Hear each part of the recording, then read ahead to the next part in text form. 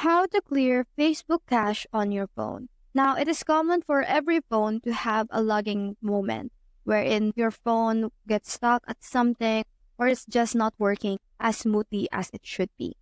Now, one of those reasons is because of the cache or the excess storage that is put up on one's phone. Oftentimes, it is because of the apps. Now, in order for you to clear the Facebook cache on your phone, all you have to do is to go to your settings, scroll down and locate apps right here and click on apps again. Once we're here, we just have to search for Facebook, just right here, and click on storage.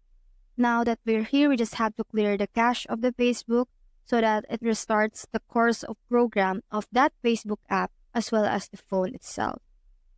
Now, after clearing the cache, all we have to do is to go back to Facebook, and now it should be running smoothly as it is.